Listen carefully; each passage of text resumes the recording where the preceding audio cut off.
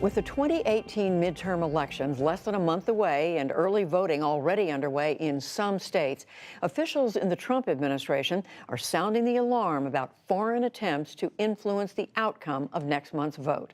I spoke a short time ago with Christopher Krebs. He's Undersecretary of the Department of Homeland Security's National Protection and Programs Directorate about these concerns, and I started by asking him how he sees the threat.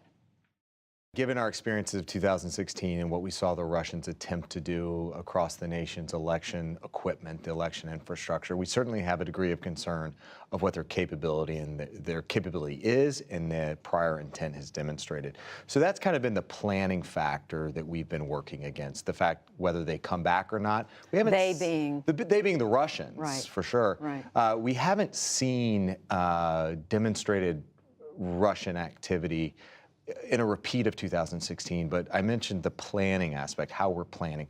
We're ready. We're planning for them to come back, and I think in terms of where we are for 16, I mentioned this before, but I think this is probably going to be the most secure election in the modern era because of the amount of work we've done with state and local election officials who are, by the Constitution and by law, responsible for administering elections, federal elections. Well, as you know, the president, the vice president have gone out of their way in the last few days to talk about China, to say that China has been trying to meddle in our elections. The vice president went so far as to say what the Russians have done pales in comparison to what the Chinese are doing.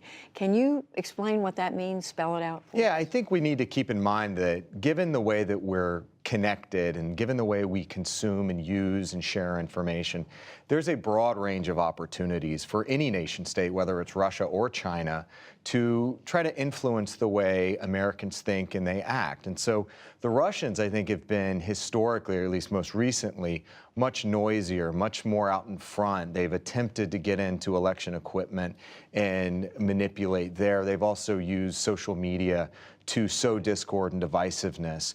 The Chinese are much more strategic, much more under the radar, perhaps, with a longer, more strategic game in play. And their attempts here are to influence the way the Americans think about policy issues. And down the road, whether it's the 18, but also more for the midterm, or I'm sorry, the 2020 presidential, trying to influence how voters, when they go to the polls, you know, what bubble they're going to fill in or what button they're going to push. Well, it's interesting you should mention that because we've seen, I guess, newspaper inserts, one in particular in Iowa. The president tweeted about that, but we saw that the editor of the Des Moines Register, the newspaper where this insert was, she was quoted as saying, this kind of insert meets our standard criteria for advertising, unlike the kind of hidden thing that, as you just mentioned, the Russians were doing. So is it really that underhanded, I guess, is my question. Well, it's not that it's underhanded, it's that it's, in fact, a foreign influence operation. So we think back to 2016 and what the Russians attempted to do. They used their state-sponsored media outlets of Sputnik and RT to amplify message and drive false narratives.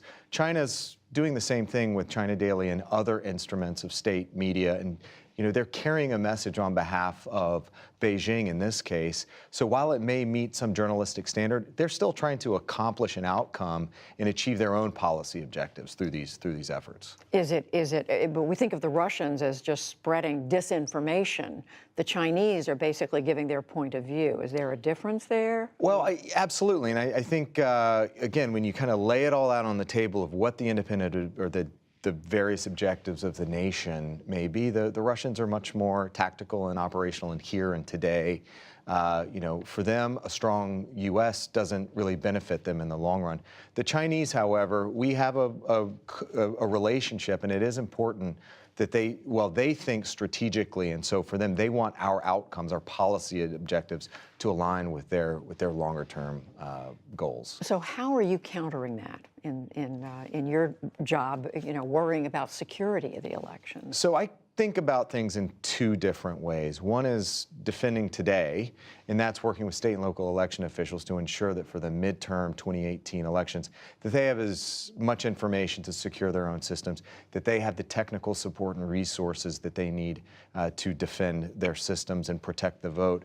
but also we're securing the future. And what I mean by that is there's still equipment that is old that needs to be replaced. And so when they go through a procurement process, do they have the right information to make secure decisions for tomorrow's deployments? I want to quote something the Director of National Intelligence said, I guess it was in June. Dan Coates said in 2018, it's 2018 and we continue to see Russian targeting of American society in ways that could affect our midterm election. We've heard other officials say there was just no way to completely protect against this in 2018. What should voters still be worried about? So I think voters need to be thinking about a few things, but first and foremost, make sure that you know what to do on Election Day. Verify your registration, ensure that you know where to go, what precinct you're registered at, but also understand your rights as a voter. If you get there and something goes wrong, because let's be clear, something goes wrong, whether it's a cyber attack or something, on Election Day, every single time. It's whether they're technical glitches.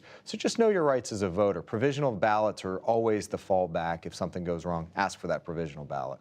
We know, we saw, I think it was Secretary Nielsen and others have testified or said recently that so far you don't see any successful attempts to interfere with the infrastructure of our elections. Is that still the case? That's right. I tend to break things up into two buckets. One is the preparation bucket, and then the second is what we're actually seeing.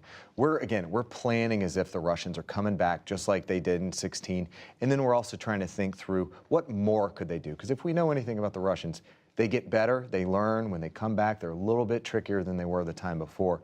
So what do we need to be thinking about in terms of enhanced capabilities? But again, in terms of activity right now, we're just not seeing what we saw in 16. In terms of infrastructure, Yes, but ma'am. in terms of influence, you're saying in terms of they've never gone away. They've continued to find those meaty social issues that drive Americans apart, and they really get on both sides and they amplify the message. And so it's important that we remind folks that, look, when you see something on social media, think about what you're seeing, who might be presenting it to you. Try to find a validator, a third-party news source that validates that before retweeting or liking. But also keep in mind that there are state-sponsored media outlets like Sputnik, like RT, that are pushing a message on behalf of the Kremlin.